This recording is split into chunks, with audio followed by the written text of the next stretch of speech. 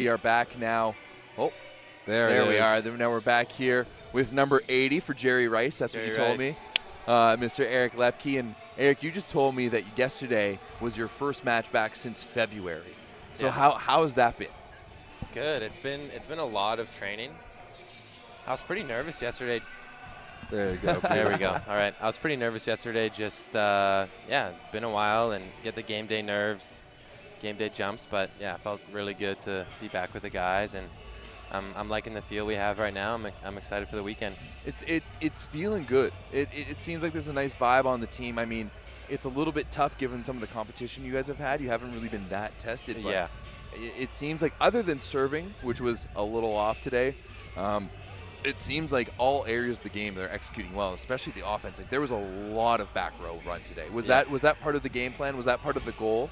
Yeah, we've been really focusing on that. Like the pipe is so effective for guys volleyball. Yeah, just in general. So we've been really working on that, and yeah, our serve. We were. It's easy to get trapped of like, okay, just make your serve, and then they can kind of get some momentum if you're putting in too easy of a serve. And I think we got a little trapped there and a little in our head, but yeah. Just really excited for the weekend. It's funny that you bring up the serve because we were actually playing a game on the broadcast here about what serve are you going to pull out, because you pulled out a few. You had the one where you toss it to 1 and then turn your body and float serve to 5. That was sick. You had different. Yeah, you had a few different looks on the serve. How are you deciding what different serves to incorporate? Yeah, I think it depends how we're doing as a team. I'm a guy I think who can float between like going after it and also having some managing serves. So I think Thomas wanted me to just make sure I was putting it in there at the end because we were struggling. And then, yeah, either if trying to serve out pipe or just get it on, our target was number 6 there just to take him out of back row. So, yeah. Yeah, absolutely. Is that something that you guys were, like, obviously you're aware of during the match? Was that what you were getting on the as feedback on the sidelines, like as the match going on, that serving needed to be better? Yes, yeah. That was basically all Thomas talked about the whole game. So I mean, it was the only thing going wrong as we look at the stats here for the match. 42 kills, only 8 errors, 6 blocks, and then the serving in the third set was much better. Yeah. Most of those aces and very few of those errors came in the third, but 18 service errors in the first 2 sets. Yeah, that's crazy. I think 16 of those were the first 2, right? Yeah, 18 I think actually. It was quite a few, and then the third set got a lot better. 6 blocks compared to Mexico's 4. All of theirs came in the third set. Right. But I mean the offense, dude, like 42 for 83 compared to 26 for 58, and they had 13 errors. Like that is a very, very big difference on offense. I had a question about block defense. Okay. Where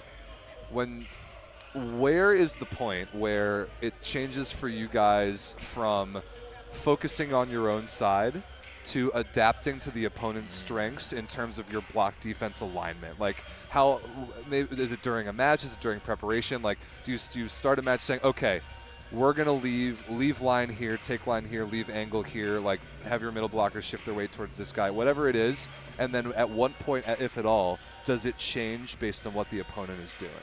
Yeah, I think there was an example of that in this game. So the opposite from our scout is super external, and he likes banging balls down the line, but he only really had one of those in the first set there, and then the one that he bounced against pretty much no one. Yeah, and then he just kept going cross.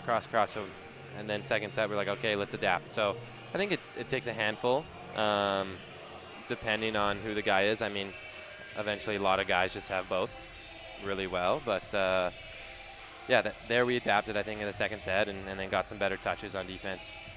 And now we'll be the first to congratulate you on winning Group A. Thank you. Because it is a 3-team group. You already had the day off built in tomorrow. Now you've earned an additional day off on Friday. And you're straight into the semifinals on Saturday.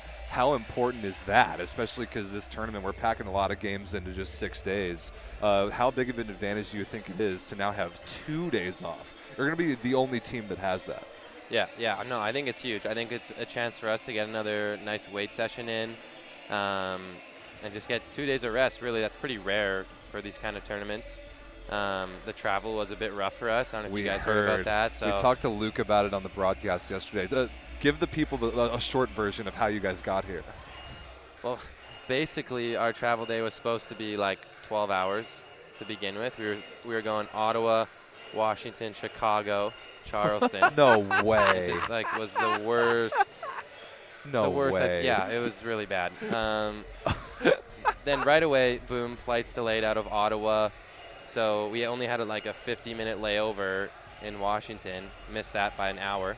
Oof. So we got there, and then we ended up just bussing Through the mountains. through the mountains because apparently the mountains is like 7 minutes faster on Google Maps than like a really nice highway.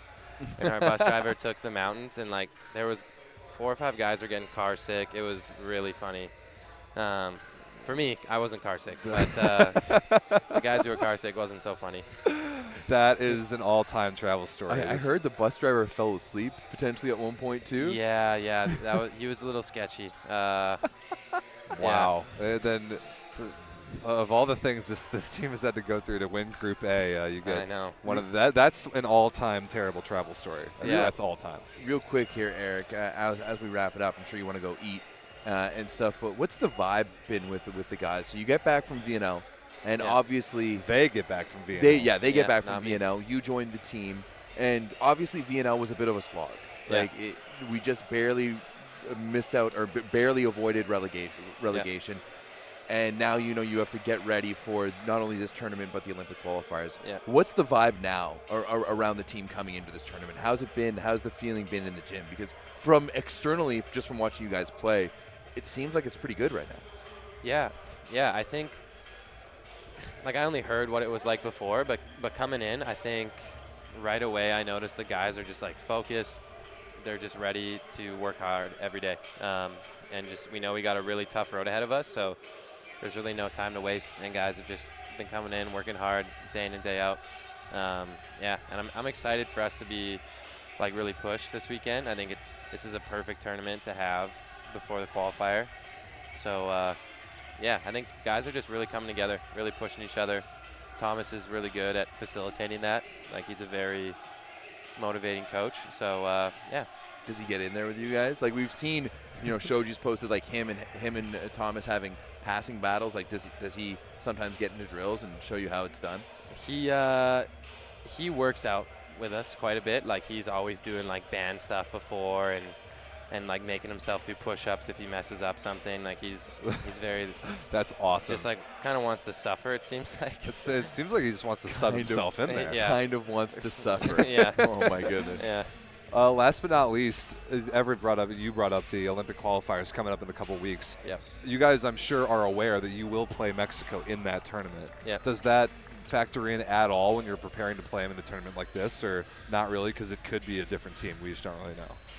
Yeah, I think we're just really trying to stay present and focus on the task at hand. That's been a big focus for us for this tournament. Even like, just not thinking about like, oh, if we win, we get 2 days break. That's pretty nice. Like, we're just really trying to stay present, focus on one game at a time. So it's sweet that we got to see him here. I think that'll benefit us in the future. Sure. But I think we're only thinking about Saturday now. Okay, this is actually the last question. Okay, Did you pick the smaller shorts on purpose? guys, I've had the same size since like So your thighs have just gotten my jacked. thighs have just grown. That's it. Okay. Yeah, that's it. I know. I was talking to Steve Maher about that. We're like, maybe we should get a size bigger for next year. No. Keep it. You guys vibing with Keep it? it. Yeah, All right. absolutely. Keep it. All right. Show more thigh.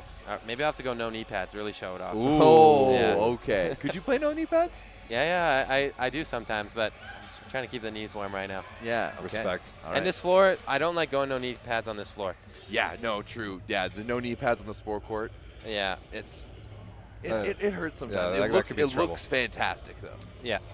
Yeah. Looks It's a really cool color setup. I like it.